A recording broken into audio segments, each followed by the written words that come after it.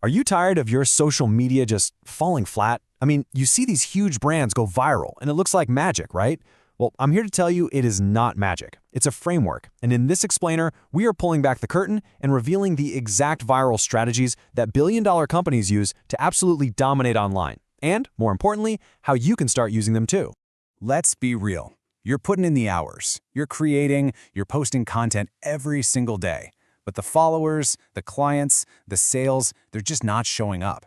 And all the while, you're watching other accounts just explode with growth, and you're sitting there thinking, what am I doing wrong?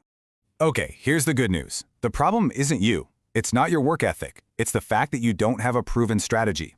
So today, we're decoding the frameworks that actually truly work. These are free, organic systems that have built empires, and literally anyone can start using them right now. To see exactly how these frameworks play out in the real world, let's start with a case study I know you've seen. Duolingo. You know, the language app that somehow turned its little green owl mascot into an absolute internet superstar.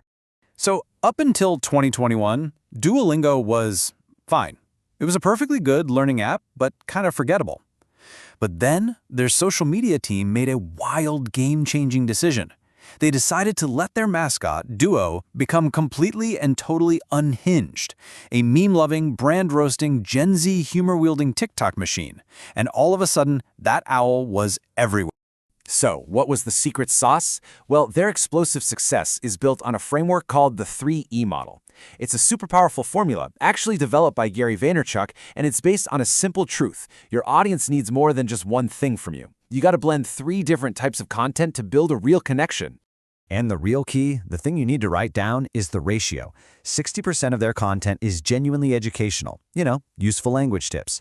30% is all about entertainment. That's Duo's wild comedy and those viral memes. And that last 10%, that's all about active engagement, replying to comments, featuring user content.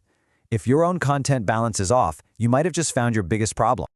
Okay, so now let's look at how another massive brand took a totally different road to viral fame. They didn't focus on the type of content, but on its voice. Yeah, I'm talking about Wendy's and their absolute mastery of brand personality.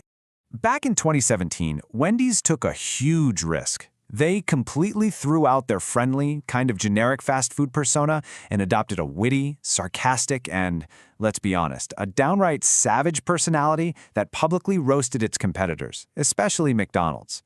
And this tweet, this is what started it all. A user literally tweeted asking for a McDonald's recommendation, and the official Wendy's account fired back with this legendary reply. It went viral instantly, and just like that, a new brand icon was born. Now, this wasn't just random chaos. It was all guided by a framework called the Brand Personality Matrix. It's a way to define a consistent identity using 4 pillars: the tone of your communication, your unique voice, the values you stand for, and, this is the crucial one, the boundaries you will never, ever cross. See, they set very clear rules for themselves. The tone? Sarcastic. The voice? Witty. They would roast their competitors without mercy. But they set a really firm boundary. They would never, ever punch down or make fun of a customer. And that's what let them be edgy without pushing people away. Okay, so we've covered the content mix and the brand voice. But our next case study, the social media tool Buffer, built this massive, loyal following with a totally different approach. A radical, almost scary experiment in transparency. So back in 2013, Buffer did something most CEOs would call insane. They shared everything. I'm talking company salaries, revenue numbers. They even wrote blog posts about their biggest failures. And what this does is create something psychologists call a vulnerability loop. Their transparency showed they were safe, which built trust. That trust drove really deep engagement, which ultimately created this fiercely loyal community. And man, did it work. Their following grew like crazy. In fact, if you look at broader research, it shows that authentic, vulnerable content gets 2.8 times more shares than those perfectly polished corporate-speak posts. This principle is just so powerful. You gotta share your process, not just the perfect, shiny final product. Talk about the struggles, the messy middle, along with the successes. Because in a world that's filled with curated perfection, authenticity is what truly connects with people and ultimately what sells.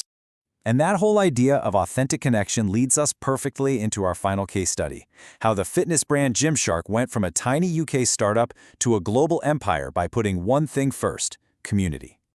So with a really small budget and no big celebrity endorsements, Gymshark focused on building a movement, not just trying to chase down customers.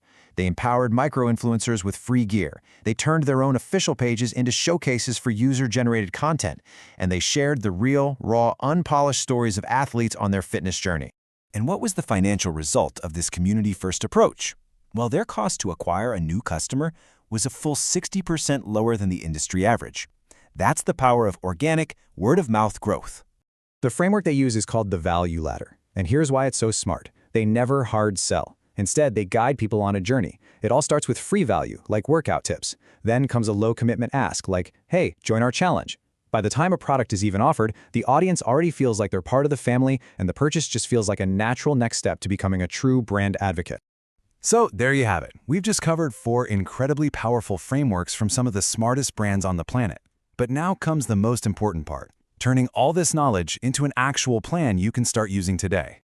All right, let's do a quick recap. We've got Duolingo's 3E model for that perfect balanced content mix. We have Wendy's brand personality matrix for a voice that's memorable and consistent. We've got Buffer's vulnerability loop, which proves that being authentic is what builds trust. And finally, Gymshark's community-first value ladder for amazing organic growth. Here is your action plan, plain and simple.